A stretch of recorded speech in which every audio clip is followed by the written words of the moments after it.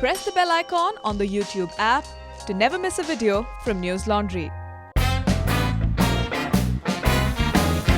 नमस्कार, एक और टिप्पणी के साथ मैं अतुल चौरसिया।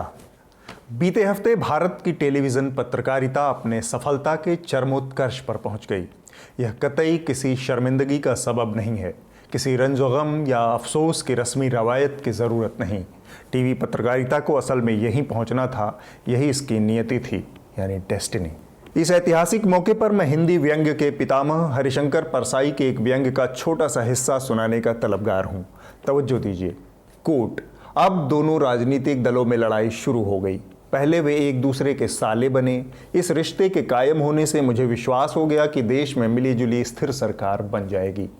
फिर कुछ मादर फादर वगैरह हुआ। इससे लैंगिक नैतिकता का एक मानदंड स्थापित हुआ। फिर मारपीट हुई। मैंने कहा, आप दोनों का काम बिना पैसे खर्च किए हो गया।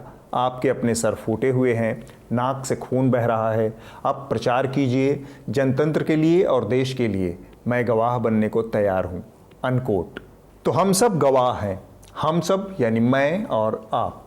दीपक चौरसिया नहीं, मादर वाले जीडी बख्शी को अपने अंतर्मन में उतारिए।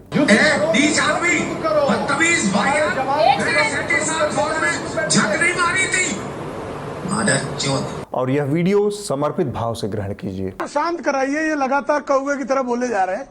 आराम से शांति से जरा सुन लीजिए दूसरों को। कुरान शरीफ पे दूसरों को सुअर की तरह समझा रहा हूं। अरे लो, सुअर तुम्हारी शक्ल में है दोस्त, सुअर तो तुम्हारी शक्ल है। मुझे कुछ कहने की जरूरत, सुअर की तरह है तुम्हारी शक्ल। शब्दों की मर्यादा की बात करती है। इलियास तुम्हारी शक्ल जो है, तुम्हारे माँ बाप की शक्ल सुअर की ही कोख से पैदा हुए दिखाई देते हो। सुअर की कोख से पैदा हुए महासुअर, ये आपकी पहचान है। शब्दों की मर्यादा प्लीज। तुम्हारी पहचान कुत्ते की पहचान है। तो देखो, इनको सुन लो। सुअर की पहचान। अरे मिल जाओगे बेटा, जितना जूता मारूंगा तबीयत तुम्हारी सही हो जाएगी। किसी लायक हो। किसी दिन मेरे हाथ लग गए ना तो तुम्हारा सुअर, तुमको इतना कूटूंगा सुअर से गाय हो जाओगे। इतना कूटूंगा ना कि सुअर से गाय हो जाओगे। जिस दिन मेरे हाथ लग गए, इतने जूते मारूंगा कि तुम एकदम सुअर से गाय हो जाओगे। खैर, सूअर के बच्चे दुनिया की सबसे खूबसूरत रचनाओं में से एक हैं और ईश्वर की तमाम रचनाओं में ऊंच नीच करने का किसी को अधिकार नहीं है। लेकिन इंसान तो ठहरा इंसान, और अगर वह नेता भी हो तो बात बस करेले का नीम अभियान समझ लीजिए। दीपक चौरसिया या उस पीढ़ी के वो तमाम पत्रकार जो टीवी पत्रकारिता की इस सदगति के लिए जिम्मेदार हैं, उनसे कुछ कड़े सवाल करने का वक्त है। इनके दोहरे चरित्र पर बात होनी चाहिए। हालात यहाँ तक बिगड़े हैं तो एकदम से नहीं बिगड़े हैं। साल दर साल इन पत्रकारों ने धकिया कर उसे यहाँ तक पहुँचाया है। पहले गिलास तोड़े गए, फिर पानी फेंका गया था, फिर कुर्सियाँ उछली थी, फिर तू तड़ाक हुई थी, तब जाकर बात मादर फादर तक पहुँची थी। यानी बार बार संकेत दिए गए थे, सुधरने का लंबा वक्त था, लेकिन उन्हें न तो सुधरना था न वो सुधरे। बीते 20 साल से जिस दीपक चौरसिया को आप टेलीविजन के पर्दे पर देख रहे हैं, उनके दोहरे चरित्र को समझ लीजिए। सभा सेमिनारों में इनकी आदर्शवादी भाषा और टीवी स्टूडियो में इनके खटकरम के बीच मौजूद दोहरेपन की भारी भरकम खाई को समझने के लिए हमने अतीत के कुछ वीडियो खंगाले हैं, खास आपके लिए। 2013 में एक पीएम ने कोई सवाल किया था तो इन्होंने दो टूक जवाब दिया था। प्रधानमंत्री ने ठीक यही सवाल किया था निक्कू, जो आपने किया था कि सोशल रिस्पॉन्सिबिलिटी या रिस्पॉन्सिबिलिटी कौन तय करेगा, ये हम तय करेंगे या आप तय करेंगे। तब उनको बड़ा दो टूक जवाब दिया गया था कुछ सदस्यों के द्वारा, और उसमें यह कहा गया था कि रिस्पॉन्सिबिलिटी चैनल का एडिटर तय करता है। और 2019 में जब एक प्रधानमंत्री से दो टूक पूछने की बारी आई तो ये पूछा गया। देश भी जानना चाहेगा, आप अपनी जेब में पर्स रखते हैं क्या? पर्स रखते हैं क्या, बटुआ जिसके अंदर पैसे होते हैं? आप तो बस देखते जाइए। 2013 में चौरसिया जी का स्टैंडर्ड थोड़ा ऊंचा था। मसलन भूत, प्रेत, नाग, नागिन, इन सब से इनकी प्रतिष्ठा को चोट लगती थी, लगनी भी चाहिए। टेलीविजन न्यूज़ का हिंदी में कम से कम ऐसा दौर आया था जहां सांप, बिच्छू, भूत, प्रेत सब घूमने लगे थे टेलीविजन पर। मैं उसको डिनाई नहीं करूंगा, लेकिन ये भी साफ करना चाहता हूं कि मैं कभी उसका पार्ट नहीं रहा था। मैंने कभी ऐसे शोज नहीं किए थे बहुत कॉन्शियसली, और ना ही कभी ऐसी स्टोरीज कवर की थी। और 2019 में आप किस कीचड़ में लौट रहे थे? नमस्कार, मैं हूं दीपक चौरसिया। पहले भी आपके सामने हाजिर हो चुका हूं और आपको यह बता चुका हूं कि आखिर मैं इन कपड़ों में क्यों हूं। मैं समझने की कोशिश कर रहा हूं कि चांद पर जब पहला आदमी बस्ती बनाने के लिए उतरेगा तो कैसा माहौल होगा, और इसीलिए मैं आपको इस गेटअप में दिखाई दे रहा हूं। ऐसा नहीं है कि इनका पतन 2019 में हुआ है, कुछ और भी देख लीजिए। पूरा देश तो ये जानता है कि राखी इस देश को बिगाड़ रही है। अरे तुम्हारा कब से तुम्हारी एक ही टेप चल रही है। गणेश चतुर्थी के दिन टाटू बनवा के घूम रही है। ये टैटू है जो मेरा है वो सालों से है, ये अभी निकालने से भी नहीं निकलेगा। हाँ, ये वाला विशुद्ध 2014 के बाद हुआ सन्निपात है। सांप्रदायिक सौहार्द पर श्रीमान जी के ऊंचे विचार सुनिए। उसके ऊपर आपके ऊपर इतना प्रेशर कि आपको अपनी सोशल रिस्पॉन्सिबिलिटीज़ का ध्यान में रखना है, आपको ये देखना है कि आप अनबायस्ड हैं, आपको ये देखना है कि आप अपनी खबर से या अपने संदेश से समाज के किसी सेक्शन का दिल नहीं दुखा रहे। और 2019 में श्रीमान के श्रीमुख से उद्गार सुनिए। मैं सेक्युलर नहीं हूं, आप मुझे कम्युनल बोल दे, मैं सेक्युलर नहीं हूं, पर मैं आपको सेक्युलर गैंग बता रहा हूं देश का, जो हर विषय पे बोलता है। अल्लाह का इस्लाम ये भी नहीं कहता कि 10 साल की बच्ची का बलात्कार करके उसको गर्भवती कर दिया जाए। अल्लाह का इस्लाम ये भी नहीं कहता कि किसी दलित को उसके घर से निकाल दिया जाए। मुल्ला का इस्लाम मेवात में क्यों चल रहा है, मौलाना साहब बताइए। इतना सब कुछ दिखाने के बाद मेरे और आपके हाथ क्या लगा? कुछ भी नहीं, क्योंकि महोदय ने बहुत चौड़े से बोल दिया था। अगर आप एक खबर को डिफरेंट पर्सपेक्टिव से कर रहे हैं तो मुझे उसमें कोई बुराई नजर नहीं आती। आमिर खान कभी विलेन भी बनता है, कभी कैरेक्टर आर्टिस्ट भी बनता है, कभी हीरो भी बनता है, कभी पिटाई भी करता है, तो मुझे नहीं लगता कि उससे मेरी क्रेडिबिलिटी या मेरी किसी भी चीज़ पे फर्क पड़ा। और आप यह दरअसल आपके यानी दर्शक, पाठक और श्रोताओं की सोच समझ, उनके विवेक के मुंह पर तमाचा है। खैर, तब आप क्या करेंगे जब आपको इससे भी चौड़े से ये बोल दिया जाए? पत्रकार वो है जो दिखता है, लिखता है और बिकता है। यह हिपोक्रेसी यानी पाखंड हमारे देश की टीवी पत्रकारिता का संकट है। सुधीर चौधरी, अमीश देवगन, अंजना ओम कश्यप, श्वेता सिंह, रूबिका लियाकत, सुमित अवस्थी, किशोर राजवानी, एक लंबी फहरिस्त है ऐसे पत्रकारों की। पत्रकारिता में एक रेखा खींचनी पड़ती है। किसी प्रोग्राम की अच्छी टीआरपी अच्छी पत्रकारिता का सर्टिफिकेट नहीं होता, लेकिन इनके पास बस यही एक खोखला तर्क है। और आपको मैं एक बात बता दूं, उसकी हाईएस्ट व्यूअरशिप थी उन दोनों इंटरव्यूज। किसी भी दिए गए वक्त में एक न्यूज़ शो की लोकप्रियता हमेशा बिग बॉस में होने वाली उठापटक या किसी म्यूजिक कॉन्टेस्ट से हमेशा अधिक होगी। पॉर्न और न्यूज़ में चुनना हो तो संभव है ज़्यादातर लोग पॉर्न देखना पसंद करें। मनोरंजन का अपना एक स्थान है। कोई भी व्यक्ति हर समय केवल खबरें नहीं देख सकता। हम सब एंटरटेनमेंट चैनल देखते हैं, लेकिन खबर खबर है। पत्रकारिता में जो बिकता है वही दिखता है वाला फार्मूला लागू नहीं होता। दुर्भाग्य है कि ऐसी सोच वाले एंकराओं की टीवी पत्रकारिता में पौबारा है। मेरी आपसे अपील है कि इस वीडियो को 5, 10 या 15 लोगों तक ज़रूर भेजें। खबरों के नाम पर लंबे समय से की जा रही इस बेईमानी को ज़्यादा से ज़्यादा लोगों के सामने उजागर करने का वक्त है। दीपक चौरसिया या सुधीर चौधरी जैसे टीवी एंकर पत्रकारिता को जितना गर्त में पहुंचाना था पहुंचा चुके हैं। भाजपा के एक बड़े नेता हैं शिवराज सिंह चौहान। बीते दिनों कोरोना से पीड़ित हो गए। ईश्वर उन्हें शीघ्र स्वस्थ करे। उन्होंने कोरोना से निपटने का संदेश अस्पताल के बेड से ही जारी किया है। कोरोना से डरने की जरूरत नहीं है। लक्षण प्रकट होते ही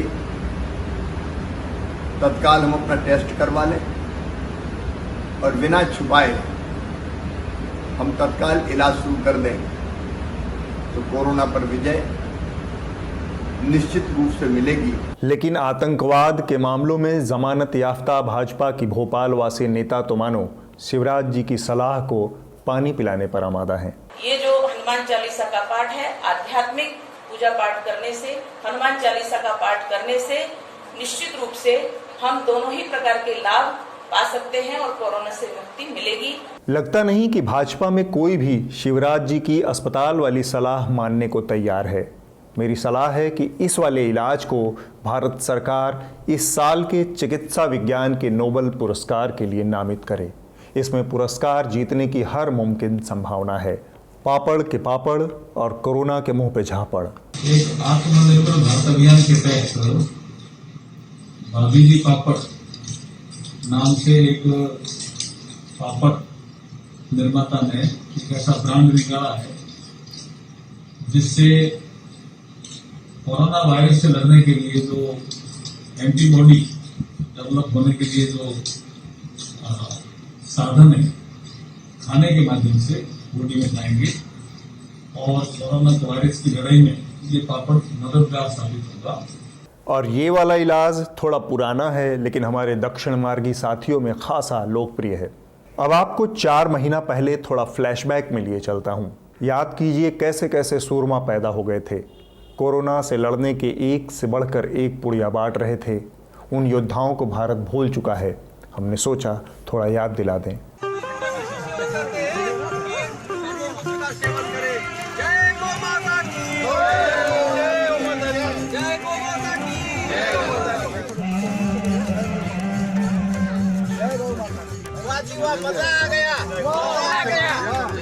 देखिए, आज हम लोगों ने यहाँ पे एक आयोजन किया है जिसमें हम लोग गौमूत्र दे रहे हैं लोगों को, और हमारे हिंदू महासभा के राष्ट्रीय अध्यक्ष स्वामी चक्पाड़ी जी महाराज ने मंत्रों के द्वारा शुद्धिकरण किया है। कुछ लौंग हैं जो हम लोगों तक पहुँचा रहे हैं ताकि कोरोना वायरस हमारे हिंदुस्तान में कतई लोगों को प्रभावित ना कर सके। बता दिया, आपसे मांग कर रहा हूँ कि एयरपोर्टों पे शराब उराब हटवाओ और वहाँ गोमूत्र रखवाओ, गोबर रखवाओ, और जो भी विदेश से आ रहा है उन सबको गोमूत्र अनिवार्य करो पिलाना और गोबर से स्नान कराओ। बीच में जब कोरोना ने चढ़ाई कर दी थी तब ये सारे खिलाड़ी शांत हो गए थे।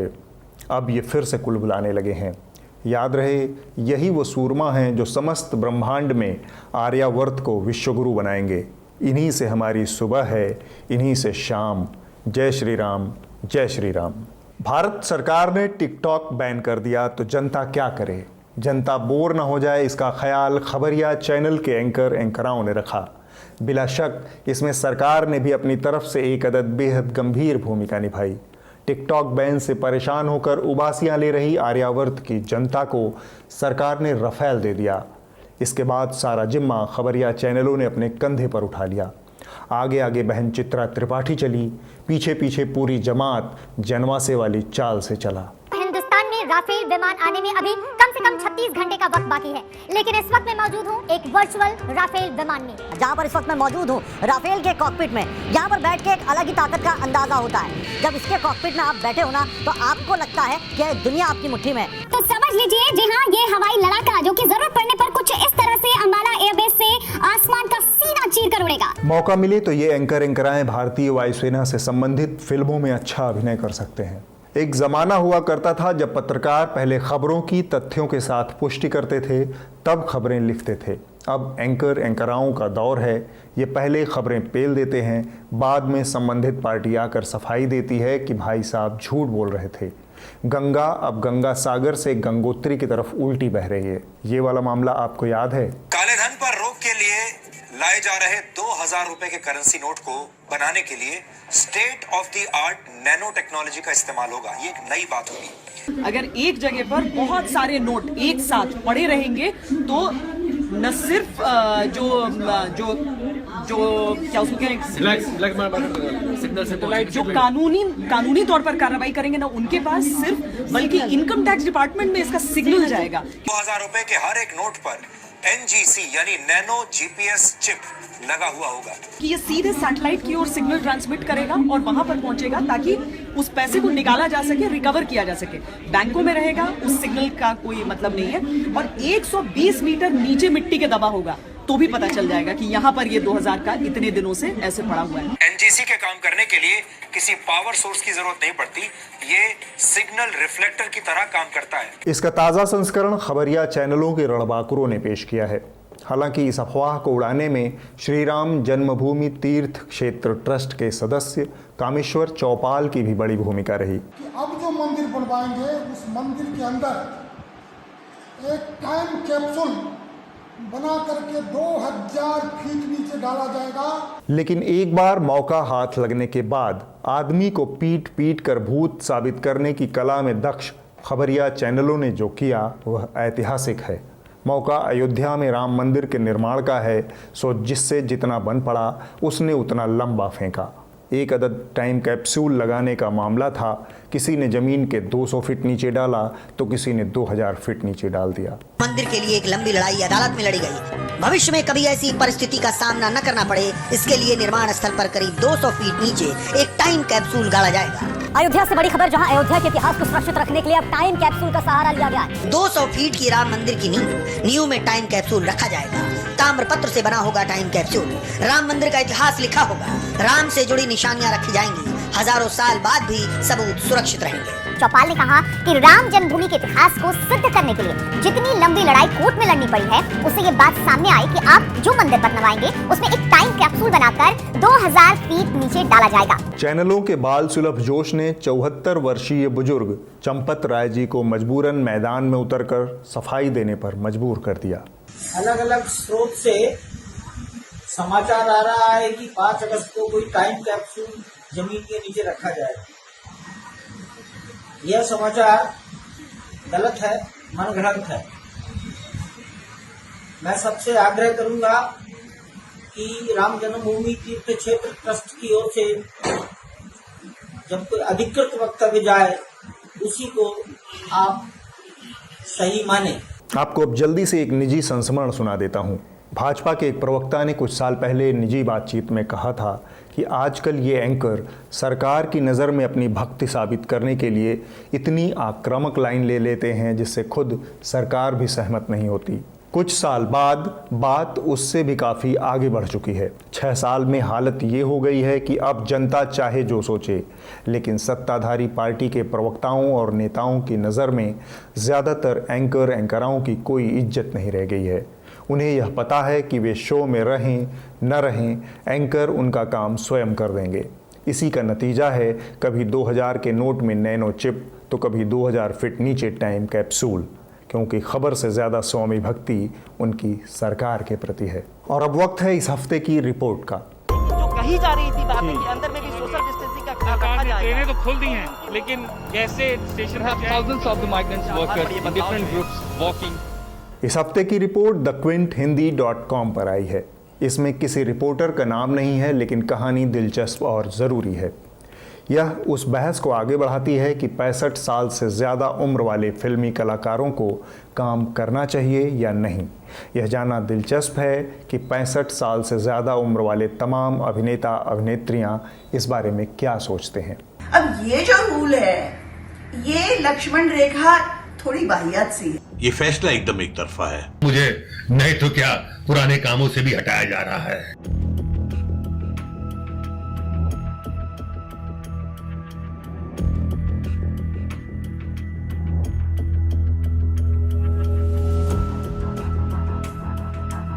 पैंसठ साल का आपको रूल बनाना ही है क्योंकि सेंट्रल गवर्नमेंट से आया है।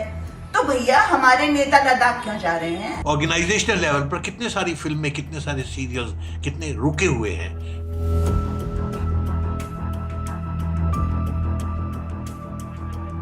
अगले हफ्ते फिर मुलाकात होगी। नमस्कार।